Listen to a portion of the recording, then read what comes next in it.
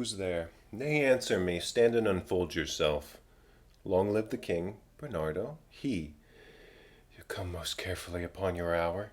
'Tis now struck 12. Get thee to bed, Francisco. For this relief much thanks. 'Tis bitter cold, and I am sick at heart. Have you had quiet guard? Not a mouse stirring. Well, good night. If you do meet Horatio and Marcellus, the rivals of my watch, bid them make haste. I think I hear them. Stand ho, who is there? Friends to this ground, and liegemen to the Dane, give you good night. Oh, farewell, honest soldier. Who hath relieved you? Bernardo hath my place. Give you good night. Holla, Bernardo. Say, what is Horatio there? A piece of him. Welcome, Horatio. Welcome, good Marcellus. What, has this thing appeared again tonight? I have seen nothing. Horatio says 'tis but our fantasy, and will not let belief take hold of him touching this dreaded sight twice seen of us. Therefore I have entreated him along with us to watch the minutes of this night, that if again this apparition come, he may approve our eyes and speak to it. Tush, tush, 'til will not appear. Sit down a while, and let us once again assail your ears that are so fortified against our story, what we have 2 nights seen.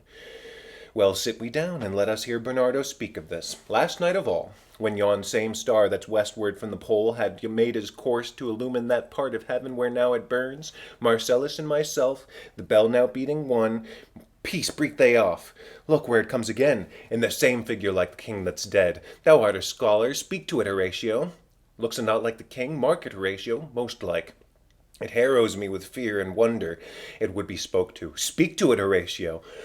What art thou that usurpst this time of night, together with that fair and warlike form in which the majesty of buried Denmark did sometimes march? By heaven, I charge thee, speak. Is it offended? See, it stalks away. Stay, speak, stay. I charge thee, speak. 'Tis gone, and will not answer. How now, Horatio, you tremble and look pale. Is it not something more than fantasy? What think you on't? Before my God, I might not disbelieve without the sensible and true avouch of mine own eyes. Is it not like the king? As thou art to thyself. Such was the very armor he had on when he had the ambitious Norway combated. So frowned he once, when in an angry parley he smote the sledded Polacs on the ice. 'Tis strange. Thus twice before, and jump at this dead hour, with martial stalk hath he gone by our watch. In what particular thought to work I know not. But in the gross and scope of my opinion, this bodes some strange eruption to our state. Good now, sit down and tell me what thou knows. Why this same strict and most observant watch so nightly toils the subject of the land, and why such daily cast of brazen cannon and for implements of war? Why such impress of shipwrights, whose sore task does not divide the Sunday from the week? What might be toward that this sweaty haste does make the night joint laborer with the day? Who is't that can inform me? That can I. At least the whisper goes so. Our late king, whose image even but now appeared to us, was, as you know, by Fortinbras of Norway, thereto pricked on by most emulate pride, dared to the combat in which our valiant Hamlet, for so this side of our known world esteemed him, did slay this Fortinbras, who by a sealed compact, well ratified by law and heraldry, did forfeit with his life all those his lands which he stood seized of to the conqueror, against the which a moiety competent was gauged by our king, which had returned to the inheritance of Fortinbras, had he been the vanquisher, as by the same compact and carriage of the article designed, his fell to Hamlet. Now, sir, young Fortinbras of unimproved metal, hot and full, hath in the skirts of Norway here and there sharked up a list of lawless resolutes for food and diet to some enterprise that hath a stomach to it, which is no other, as it doth well appear to our state, but to recover of us by our strong hand and terms compulsatory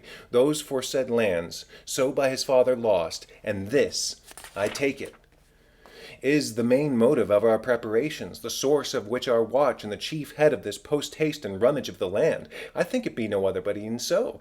Well, it may seem out this portentous figure comes armed through our watch, so like the king, what was this question of the wars? A mote it is to trouble the mind's eye. In the most high and palmy state of Rome, A little ere the mightiest Julius fell, the graves stood tenantless, and the sheeted dead did squeak and gibber in the Roman streets, as stars with trains of fire and dews of blood. Disasters in the sun, and the moist star upon whose influence Neptune's empire stands, was sick almost to doomsday with eclipse, and even the like precurse of feared events has harbingers preceding still the fates, and prologued the omen no coming on. Have heaven and earth together demonstrated unto our climatures and countrymen. But soft, behold, lo, word comes again.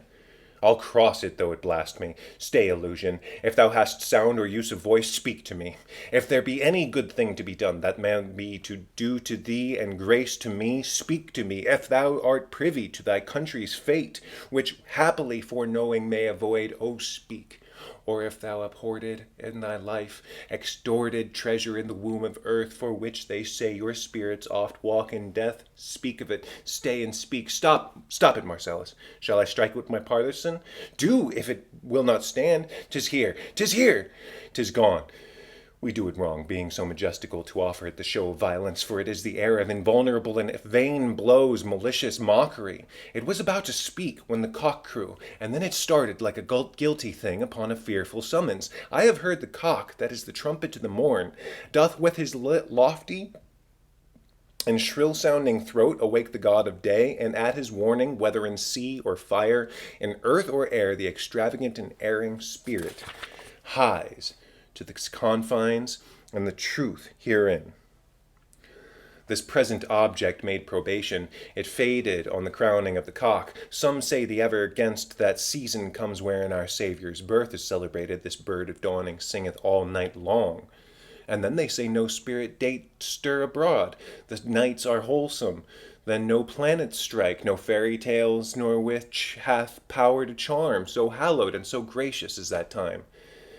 So have I heard, and do in part believe it. But look, the morn in russet mantle clad walks o'er the dew of that yon high eastward hill. We our watch up, and by my advice let me impart what we have seen tonight unto young Hamlet. For upon my life, this spirit, dumb to us, will speak to him. Do you consent we shall acquaint him with it, as needful in our loves, fitting to our duty? Let's do it, I pray. And I this morning know where we shall find him most convenient. Though yet of Hamlet, our dear brother's death, the memory be green, and that it befitted to bear our hearts in grief, and our whole kingdom to be contracted in one brow of woe, yet so far hath discretion fought with nature, that we with wisest sorrow think on him together with remembrance of ourselves. Therefore, our sometime sister, now our queen, the impartial jointress to this warlike state, have we, as 'twere with a defeated joy, with an auspicious and dropping eye, with mirth in funeral, and with dirge in marriage, in equal scale weighing delight and dole, taken to wife. Nor have we herein barred your better wisdoms, which have freely gone with this affair along, for all our thanks. Now, fellows, now you think, young Fortinbras, holding a weak supposal of our worth, or thinking by our late dear brother's death, our state to be disjoint and out of frame, colleagued with this dream of his advantage, he hath not failed to pester us with the message importing the surrender of those lands lost by his father, with all his bands of law, to our most valiant brother. So much for him.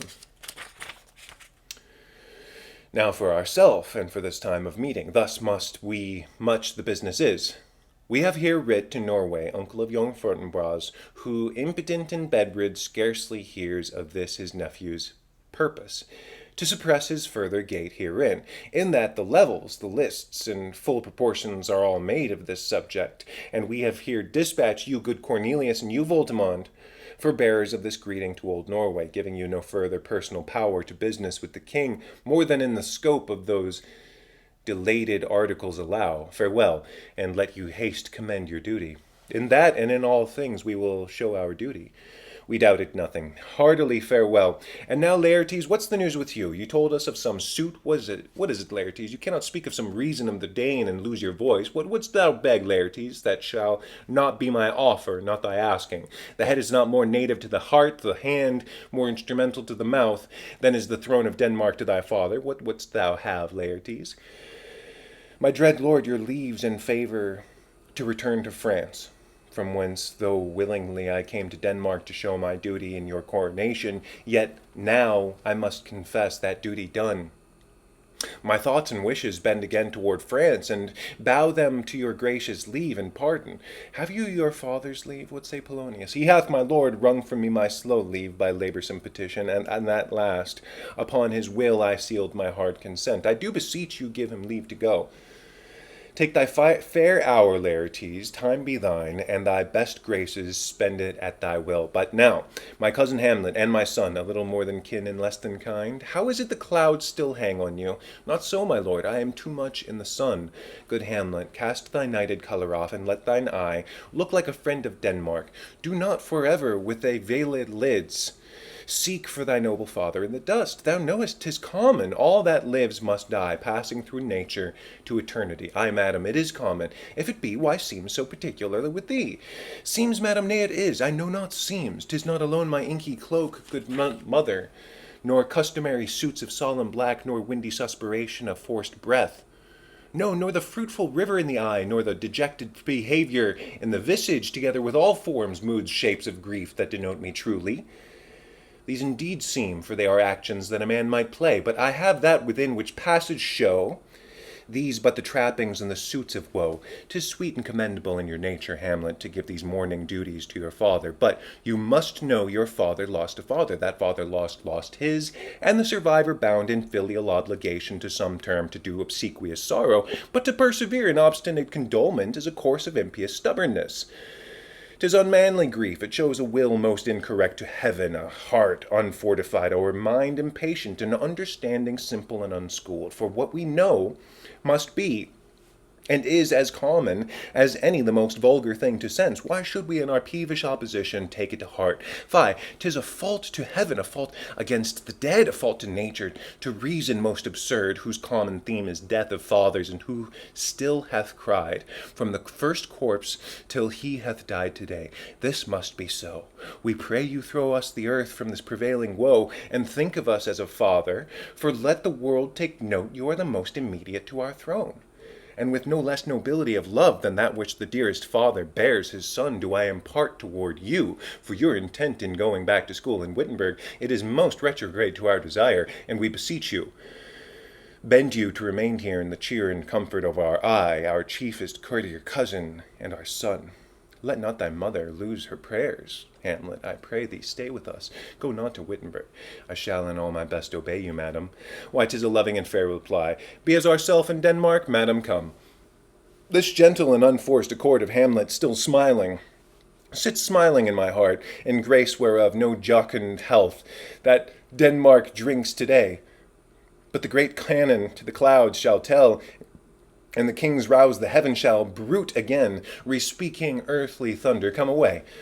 Oh, that this too sullied flesh would melt, thaw, and resolve itself into a dew, or that the everlasting had not fixed his cannon against self-slaughter. Oh, God, how weary, stale, flat, and unprofitable seem to me all the uses of the world. Fie on hell, fie! 'Tis an unweeded garden that grows to seed. Things rank and gross in nature possess it merely, that it should come to this, but 2 months dead, nay, not so much, not two, so excellent a king, that was to this Hyperion to a satyr, so loving to my mother that as might seem not beteem the winds of heaven, visit her face too roughly, heaven and earth must ever remember why. She would hang on him as if increase of appetite had grown by what it fed on, and yet within a month, let me not think on it, frailty, thy name is woman. A little month, or else those shoes were old with which she followed my poor father's body like Niobe, all tears. Why she, oh God, a beast that once discourse of reason would have mourned longer, married with my uncle, my father's brother, but no more like my father than I to Hercules within a month, ere yet the salt of most unrighteous tears had left the flushing in her galled eyes, she married, O most wicked speed to post with such dexterity to incestuous sheets. It is not, nor it cannot come to good, but break my heart, for I must hold my tongue. Hail to your lordship. I am glad to see you well, Horatio, or I do forget myself. The same, my lord, and your poor servants ever.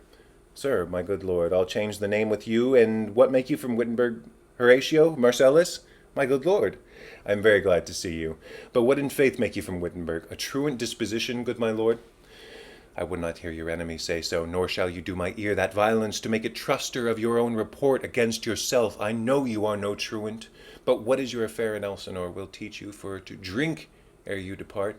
My lord, I came to see your father's funeral. I prithee do not mock me, fellow student. I think it was to see my mother's wedding. Indeed, my lord, it followed hard upon. Thrift, Horatio, the funeral baked meats did coldly furnish forth the marriage tables. Would I had met my dearest foe in heaven, or ever I had seen that day, Horatio, my father.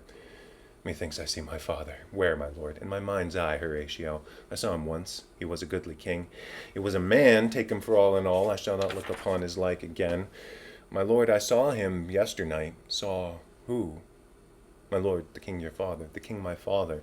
Season your admiration for a while with an errant ear, till I may deliver upon the witness of these gentlemen this marvel to you. For God's love, let me hear. 2 nights together had these gentlemen, Marcellus and Bernardo, on their watch in the dead waste and middle of the night, been thus encountered. A figure like your father, armed at point exactly, cap a pie, appears before them, and with solemn march goes slow and stately by them. Thrice he walked by their oppressed and fear-surprised eyes within his truncheon's length, whilst they, distilled almost to jelly with the active fear, stand dumb and speak not to him. This to me in dreadful secrecy impart they did, and I with them 3rd night kept the watch, where, as they had delivered, both in time, form of the thing, each word made true and good, the apparition comes. I knew your father. These hands are not more like.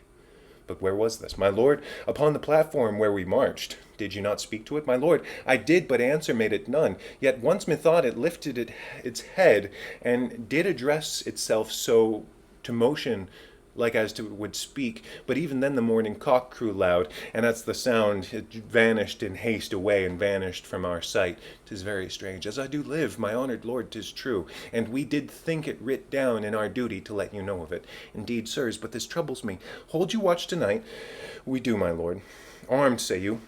Armed, my lord, from top to toe, my lord, from head to foot. Then saw you not his face? Oh, yes, my lord, he wore his beaver up.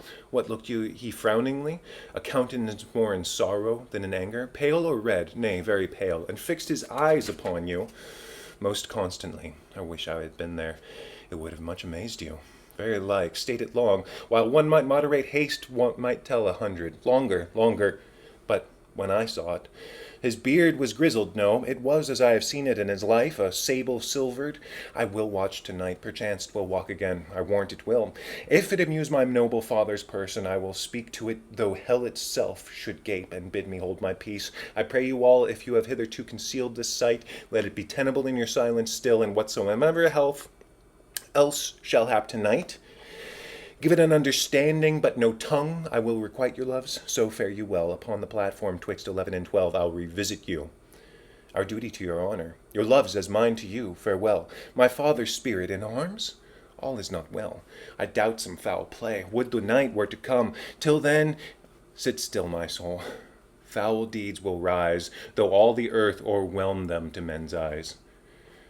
My necessaries are embarked, farewell, and sister, as the winds give benefit and convoy as assistant, do not sleep, but let me hear from you. Do you doubt that?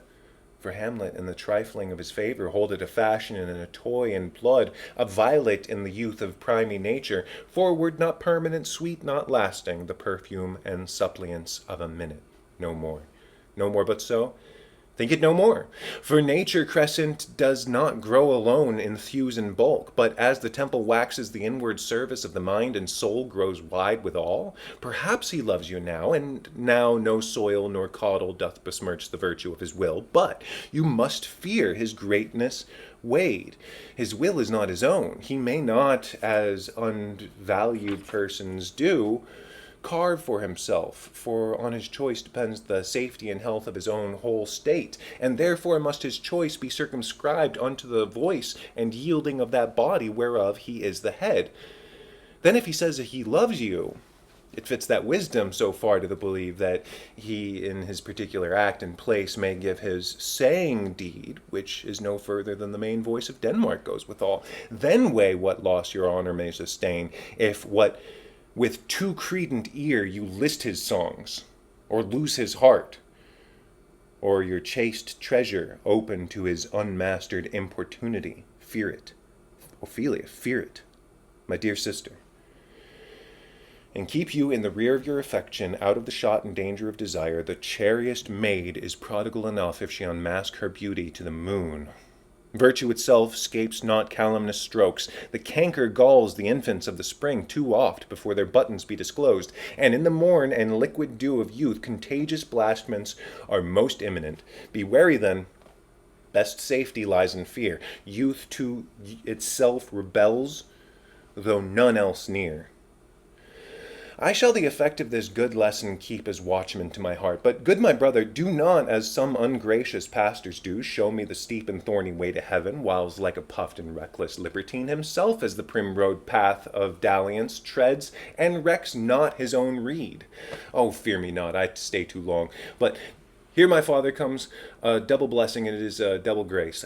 Occasions smiles upon a second leave. Yet here, Laertes, aboard, for shame. The wind sits on the shoulder of your sail, and you are stayed for. There, my blessing with thee. And these few precepts in thy memory look thou character. Give thy thoughts no tongue, nor any unproportioned thought his act. Be thou familiar, but by no means vulgar. Those friends thou hast, and their adoption tried, grapple them unto thy soul with hoops of steel, but do not dull thy palm with entertainment of each new-hatched unfledged courage. Beware of entrance to a quarrel, but being in, bear it that the opposed may beware of thee.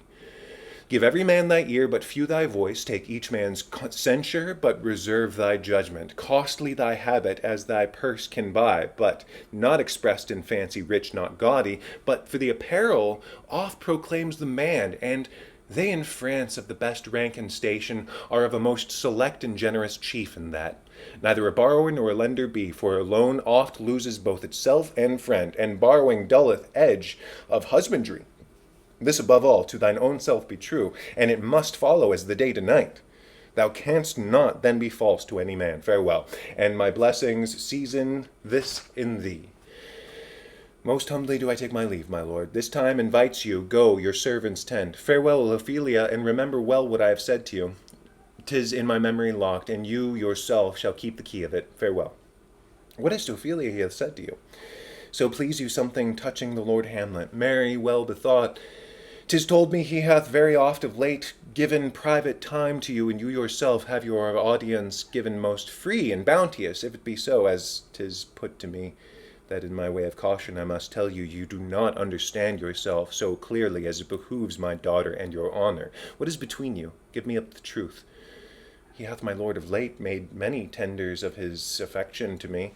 Affection, pooh! You speak like a green girl, unsifted in such perilous circumstance. Do you believe his tenders, as you call him? I do not know, my lord, what I should think.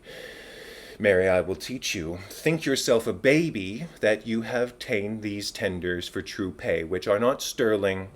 Tender yourself more dearly, or not to crack the wind of the poor phrase, running it thus, you'll tender me a fool. My lord, he hath importuned me with love in honorable fashion, aye, fashion, you may call it. Go to, and hath given countenance to his speech, my lord, with almost all his holy vows of heaven. I springs to catch woodcocks, I do know when the blood burns. How prodigal the soul lends the tongue vows. These blazes, daughter, giving more light than heat, instinct in both, even in their promise, as it is in making, you must not take for fire from this time.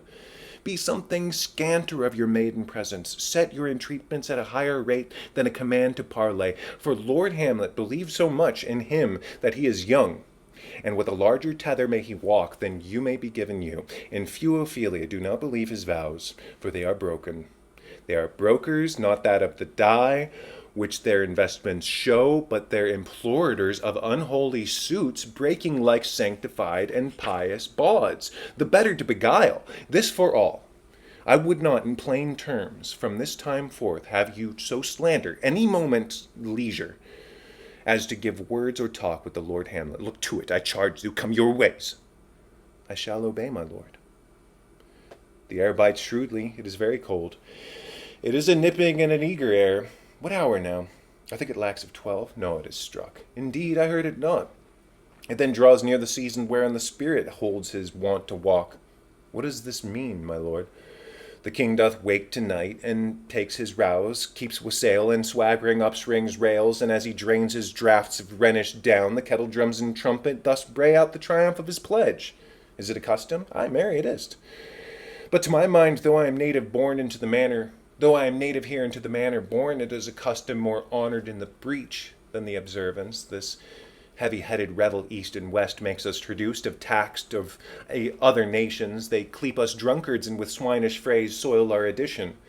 And indeed it takes from our achievements, though perfumed at height, the pith and marrow of our attribute. So oft it chances in particular men that for some vicious mole of nature in them, as in their birth, wherein they are not guilty, since nature cannot choose his origin, by the o'ergrowth of some complexion, oft breaking down the pales and forts of reason, or by some habit that too much o'erleavens the more form of plausive manners, that these men carrying, I say, the stamp of one defect, being nature's livery or fortune's star, his virtues else, be they as pure as grace, as infinite as man may undergo, shall in the general censure take corruption from that particular fault. That dram of evil doth all the noble substance often doubt to his own scandal. Look, my lord, it comes, angels and minsters. Of grace defend us, be thou as spirit of health or goblin damned. Bring with thee airs from heaven or blasts from hell. Be thy intents wicked or charitable, thou comest in questionable shape that I will speak to thee. I'll call thee Hamlet, king, father, royal Dane. Oh, answer me. Let me not burst in ignorance, but tell me why thy canonized bones, hearsed in death, have burst their cerements. Why the sepulchre wherein we saw thee quietly interred, hath oped his ponderous and marbled jaws to cast thee up again. What may this mean, that thou, dead corpse, again in complete steel, revisits thus the glimpses of the moon, making night hideous, and we fools of nature so horridly to shake our disposition with thoughts beyond the reaches of our souls? Say, why is this? Wherefore? What should we do? It beckons you to go away with it. As if it is impertinent, it must desire you to be alone. Look, what it was courteous action. It waves you to a more removed ground. But do not go with it. No, by no means go. It will not speak. Then I will follow it. Do not, my lord. Why? What should be in the fear? I do not set my life at a pin's fee. And for my soul, what can it do for that? Being a thing immortal as itself, it waves me forth again. I'll follow it. What if it tempt you forward of flood, my lord, or to the dreadful summit of the cliff that beetles o'er the base of the sea? Then there assume that some other horrible form which might deprive your sovereignty of reason and draw you into madness. Think of it. The very place puts toys of desperation, without more motive, into every brain that looks so many fathoms to the sea and hears it roar beneath. It waves me still. Go on. I'll follow thee. You look, you shall not go, my lord. Hold off your hands. Be ruled, you shall not go. My fate our cries out, and makes each petty artery in this body as hardy as the Nemean lion's nerve. Still am I called. Unhand me, gentlemen. By heaven, I'll make a ghost of him that lets me. I say, away. Go on, I'll follow thee. He waxes desperate with imagination. Let's follow. 'Tis not fit to thus obey him. Have after. To what issue will this come? Something is rotten in the state of Denmark. Heaven will direct it. Nay, let's follow it. Whither wilt thou lead me? Speak, I'll go no further. Mark me. I will. My hour is almost come, when I to sulphurous and tormenting flames must render up myself. Alas, poor ghost, pity me not, but lend thy serious hearing to what I shall unfold. Speak, I am bound to hear. So art thou to revenge when thou shalt hear. What? I am thy father's spirit, doomed for a certain term to walk the earth, and for the day confined to fast and fires, till the foul crimes done in my days of nature and burnt and purged away. But that I am forbid to tell the secrets in my prison house. I could a tale unfold, whose lightest word would harrow up thy soul, freeze thy young blood, make two eyes out of thy eyes like stars start from their spheres. Thy knotted and combined locks depart, and each particular hair to stand in end like quills upon the fearful porcupine. But this eternal blazon must not be to ears of flesh and blood. List, list, oh list! If thou didst ever thy dear father love, O God, revenge is foul, and most unnatural murder. Murder most foul, as in the best it is, but this most foul, strange, and unnatural. Haste me to it, that I with wings as swift in meditation, or the thoughts of love may sweep to my revenge. I find thee apt, and duller shouldst thou be than the fat weed that root itself in ease on Leith wharf. Wouldst thou not stir in this now, Hamlet? Here 'tis given out that sleeping in the orchard as serpent stung me, so the whole ear of Denmark it is forged process of the death, rankly abused.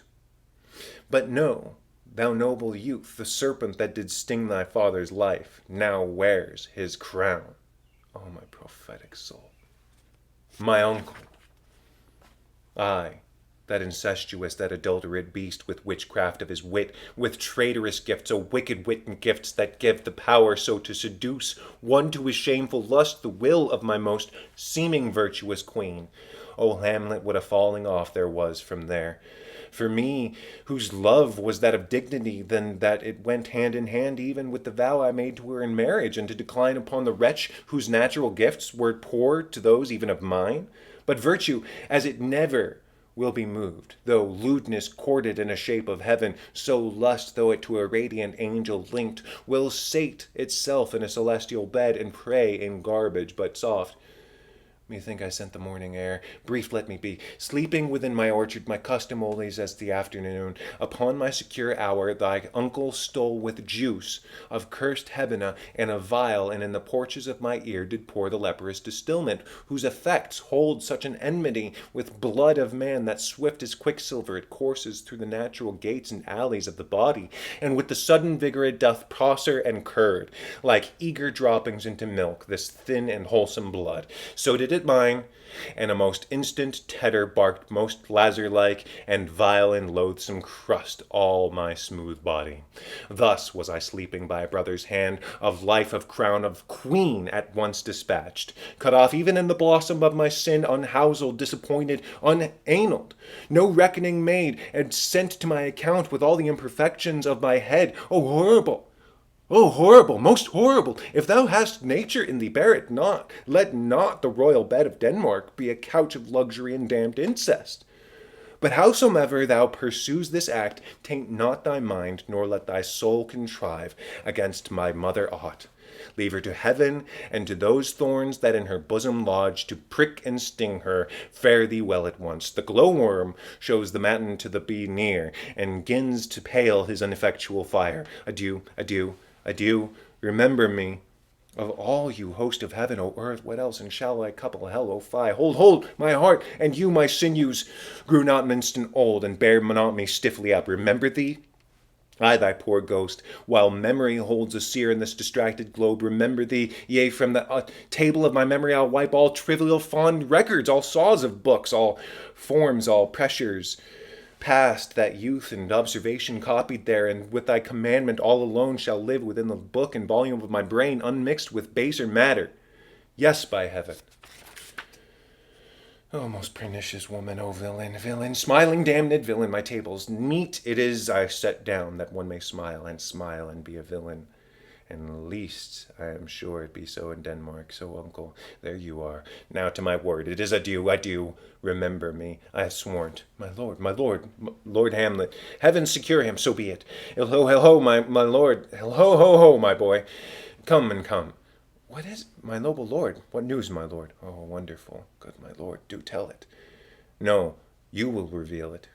Not I, my lord, by heaven. Nor I, my lord. How say you, then? Would heart of man once think it, but you'll be secret? Ay, by heaven. There's never a villain dwelling in all Denmark, but here's an errant knave.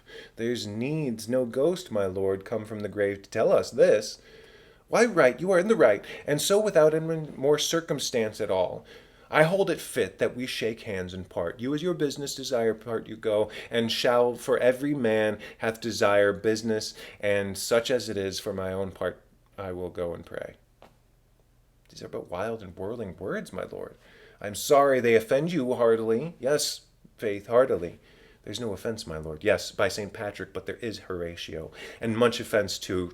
Touching this vision here, it is an honest ghost, that let me tell you. For your desire to know what is between us, or masters as you may, And now, good friends, as you are friends, scholars and soldiers, give me one poor request. What is, my lord? We will never make known what you have seen tonight. My lord, we will not. Nay, but swear it. In faith, my lord, not I, nor I, my lord, in faith, upon my sword. We have sworn, my lord, already. Indeed, upon my sword, indeed, swear. Ha ha ha, boy, say'st thou, or that thou there, true penny, come on. You hear this fellow in the cellarage. Consent to swear. Propose the oath, my lord. Never to speak of this which you have seen. Swear by my sword. Swear! Hic et ubique. Then we'll shift our ground. Come hither, gentlemen, and lay your hands again upon my sword. Swear by my sword, never to speak of this that you have heard. Swear by his sword. Well said, old mole. Canst work the earth so fast. A worthy pioneer. Once more remove, good friends. O day and night. But this is wondrous strange, and therefore, as a stranger give it welcome. There are more things in heaven and earth, Horatio, than are dreamt of in your philosophy, but come. Here as before, never so help you mercy. How strange or odd some are, I believe, are myself, as I perchance hereafter shall think meet, to put an antic disposition on, that you, at such times, seeing me, never shall, with arms encumbered thus, or this head shake, or by pronouncing by some doubtful phrases, well, well, we know, or we could and if we would, or if we list to speak, or then if we might, and if, as some ambiguous giving out, no note, that you might of me this do swear, so grace and mercy, as your most need, help you. Swear. Rest, rest, perturbed spirit. So, gentlemen, with all my love I do commend thee, me to you, and what a poor as a man Hamlet may do to express his love and friendliness to you, God willing shall not lack. Let us go in together, and still your fingers on your lips, I pray. The time is out of joint, O cursed spirit, that ever I was sent, was I was born to set it right. Hey, come, let's go together. Give him this money and these notes, Rinaldo. I will, my lord. You shall do marvelous wisely, good Rinaldo, before you visit him, to make inquire of his behavior. My lord, I did intend it. Very well said, very well said. Look you, sir, inquire me first what danskers are in Paris, and how and who, what means, and where they keep, what company, at what expense, in finding by this encompassment, and drift of question that they do know my son. Come you more nearer to that particular demands will touch it, that you as 'twere some distant knowledge of his, as thus I know his father and his friends, and in part. Do you mark me thus, Romualdo? Aye, very well, my lord. And in part him, but, you may say, not well, but if it be he, I mean, he's very wild, addicted, and so. And there may be a put to it that what forgeries you please, marry rank, so, not so as to dishonor him. Take heed of that, but sir, such wanton, wild, unusual slips as our companions noted and most known to youth and liberty. As gaming, my lord? Aye, or drinking, fencing, swearing, quarreling, drabbling. You may go so far, my lord, that would dishonor him. Faith, as you may season it with change, you must not put another scandal on him, that he is open to inconsistency, that's not my meaning, but breathe his faults so quaintly that they may seem the taints of liberty, the flash and outbreak of a fiery mind, a savageness of unreclaimed blood, a general assault. But my good lord, wherefore should you do this? I, my lord, I would know that. Marry, sir, here's my drift, and I believe it is a fetch of wit. You laying these slight sullies on my son, as 'twere a thing a little soiled with working, mark you. Your party and converse. Him you would sound, having ever seen in prominent crimes the youth you breathe guilty. Be assured he closes with you in his consequence, good sir, or so friend or gentleman, according to the phrase or edition of a man and country. Very good, my lord. And then, sir, does of this, does... What was I about to say? By the mass, I was about to say something. Where did I leave? At close of the consequence. At close of the consequence, I marry. He closes thus. I know the gentleman. I saw him yesterday, or the other day, or then and then, with such and such, and as you say... There was a gaming. There o'ertook in rouse. There falling at tennis, or perchance. I saw him enter the house of sale, vedelake, to brothel, and so forth. See you now. Your bait of falsehood takes this carp of truth, and thus do we of wisdom and of reach, with windlass and of essays of bias and indiscretions and our directions out. So my former lecture and advice shall you, my son, you have me, have you not? My lord, I have. God buy you, fare you well, good my lord. Observe his inclinations in yourself. I shall, my lord. And let him ply his music. Well, my lord. How now, Ophelia, what's the matter? Oh, my lord, I have been so affrighted. With what? In the name of God. My lord, as I was sewing in my closet, Lord Hamlet, with his doublet all unbraced, no hat upon his head, his stockings fouled, ungartered, and down gived to his ankles, pale as his shirt, his knees knocking each other, and with a look so piteous in purport, as if he had been loosed out of hell, to speak of horrors, he came before me. Mad for thy love?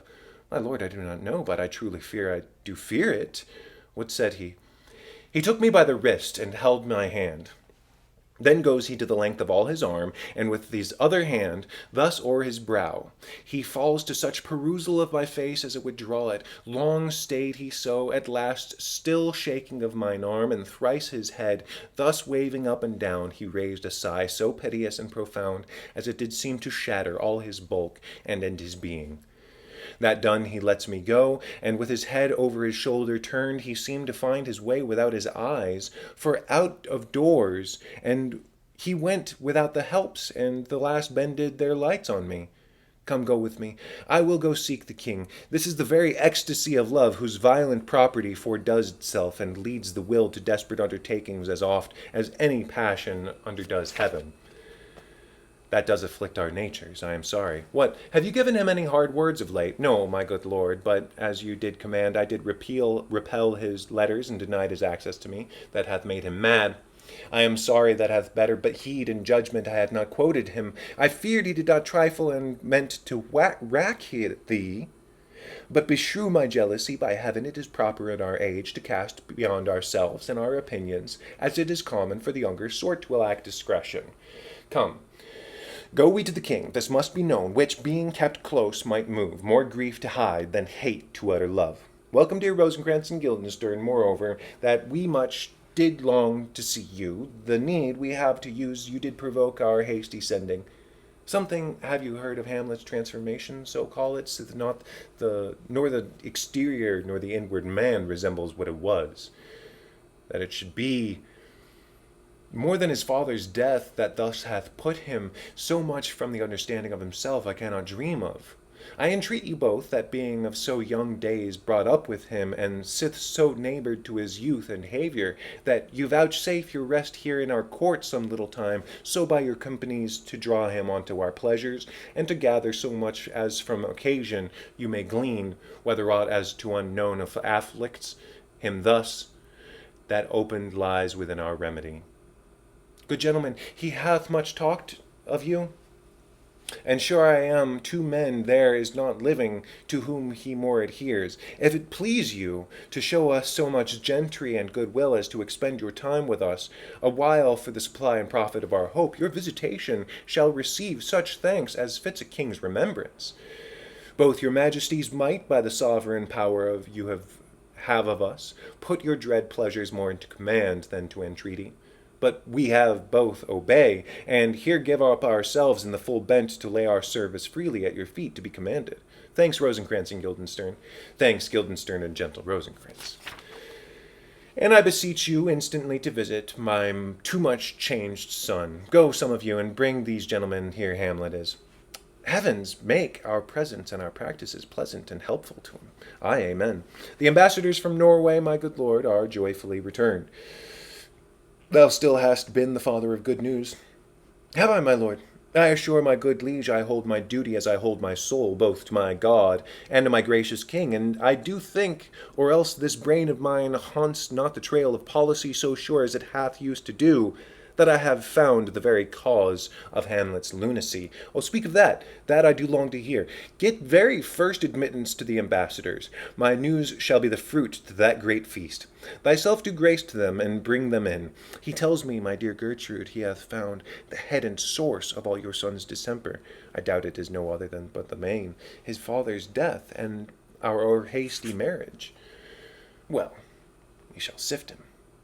Welcome, my good friends. Say, Voldemont, what from our brother, Norway? Most fair return of greetings and desires. Upon our first, he sent out to suppress his nephew's levies, which to him appeared to be the preparations against Polax, but better looked into, he truly found he was against your highness. Whereat grieved that so his sickness, age, and impotence was falsely borne in hand, sends our arrests on Fortinbras, which he in brief obeys, receives rebuke from Norway, and in fine makes vow before his uncle nevermore to give the essays of arms against your majesty, whereon old Norway, overcome with joy, gives him 70,000 crowns in annual fee, and is commissioned to employ those soldiers so levied as before against the Polack, with an entreaty wherein further shown that it might please you to give quiet pass through your dominions for his enterprise, on such regards of safety and allowance as therein are set down. It likes us well, and at our considered time will read, answer, and think upon this business. Meantime, we thank you for your well-took labor. Go to your rest, at night we'll feast together. Most welcome home. This business is well ended. My liege and madam, to expostulate what majesty should be, what duty is by day, night is night, and time is time, were nothing but to waste night, day, and time. Therefore, since brevity is the soul of wit, and tediousness the limbs and outward flourishes, I will be brief. Your son is mad.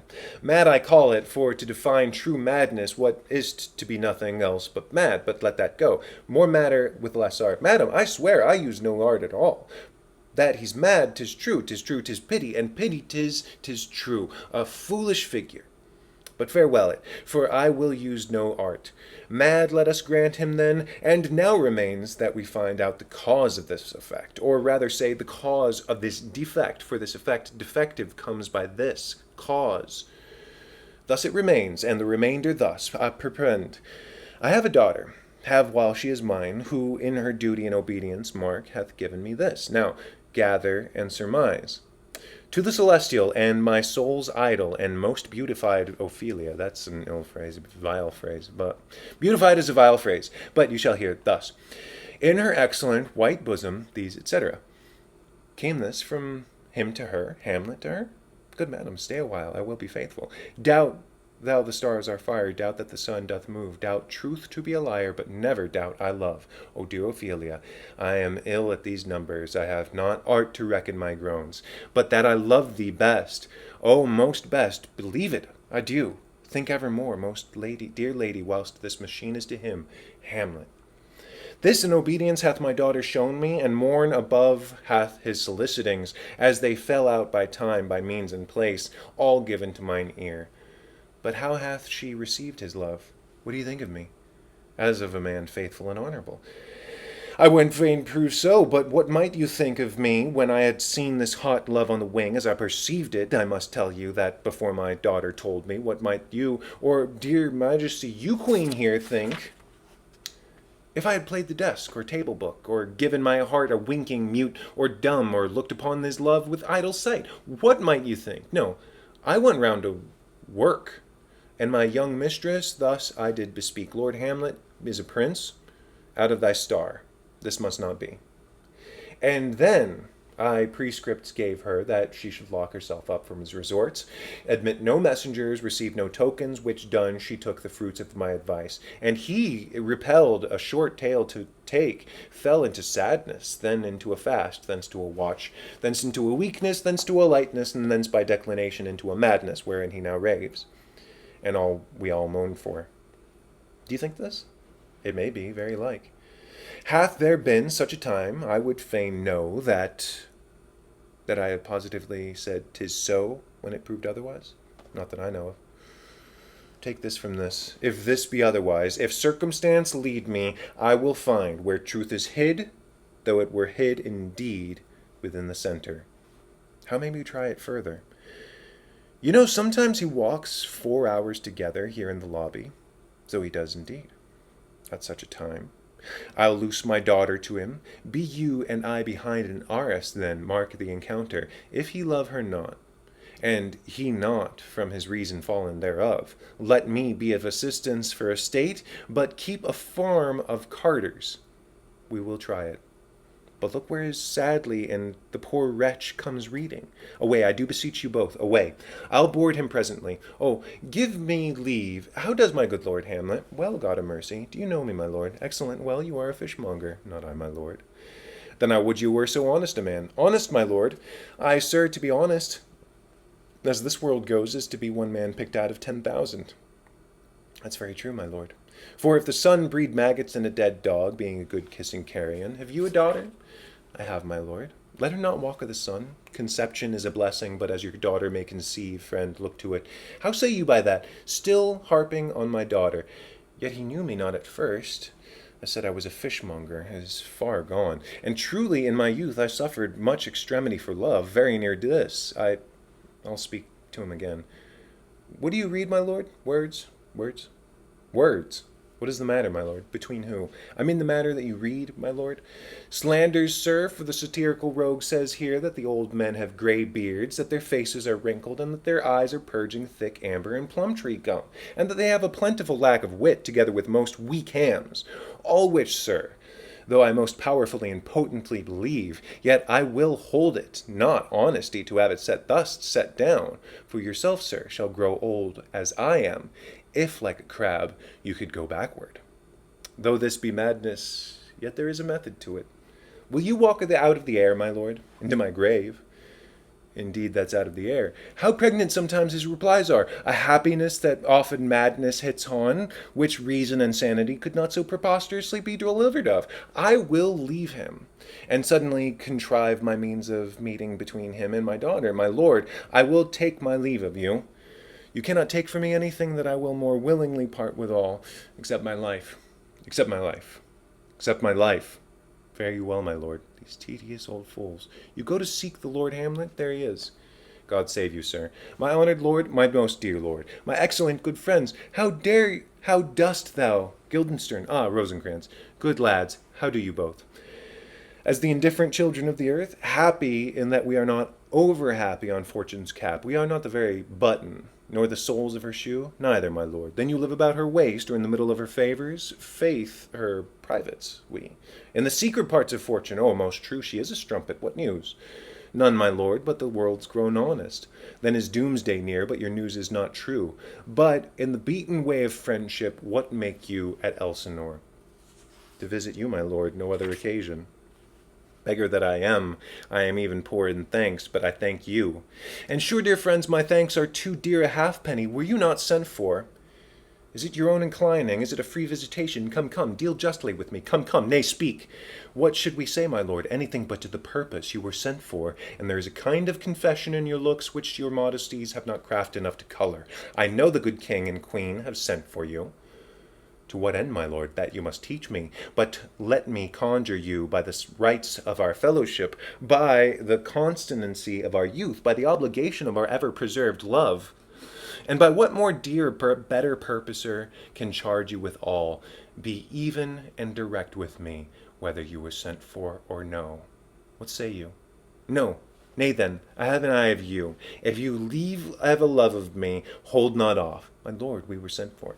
I will tell you why. So shall my anticipation prevent your discovery, and your secrecy to the king and queen molt no feather. I have of late, but wherefore I know not, lost all my mirth, forgone all custom of exercises, and indeed it goes so heavily with my disposition that this goodly frame, the earth, seems to me a sterile promontory, this most excellent canopy, the air, look you, the brave o'erhanging firmament, this majestical roof, fretted with golden fire, why it appeareth nothing to me but a foul and pestilent congregation of vapors. What a piece of work is man, how noble in reason, how infinite in faculties, how in form and moving, how express and admirable, in action, how like an angel, in apprehension, how like a god, the beauty of the world, the paragon of animals, and yet to me what is this quintessence of dust? Man delights not me, nor woman neither, though by your smiling you seem to say so. My lord, there was no such stuff in my thoughts. Why did you laugh then, when I said man delights not me? To think, my lord, if you delight not in man, what Lenten entertainment the players shall receive of you. We coted them on the way, and hither they are coming to offer you service. He that plays the king shall be welcome, his majesty shall have tribute to me. The adventurous knight shall use his foil and target, the lover shall not sigh gratis, the humorous man shall end his part in peace, the clown shall make those laugh whose lungs are tickled of the seer, and the lady shall say her mind freely, or the blank verse shall halt for it. What players are they? Even those that were wont to take such delight in the tragedians of the city. How chances that they traveled, their residence both in reputation and profit was better both ways. I think their inhibition comes by the means of their late innovation. Do they hold the same estimation they did when I was in the city? Are they so followed? No, indeed, are they not? It is not very strange, for my uncle is a king of Denmark, and those they would make mouths at him, while my father lived give 20, 40, 50, 100 ducats apiece for his picture in the little. Sblood, there's something in this more than natural if philosophy could find it out. There are the players. Gentlemen, you are welcome to Elsinore. Your hands come the appurtenance of welcome is fashion and ceremony. Let me comply with you in this garb, lest my extent to the players, which I tell you must show fairly outwards, should more appear like entertainment than yours. You are welcome, but my uncle, father, and aunt mother are deceived. In what, my dear lord? I am but mad north-northwest. When the wind is southerly, I know a hawk from a handsaw. Well, be with you, gentlemen. Hark you, gentlemen, and you too,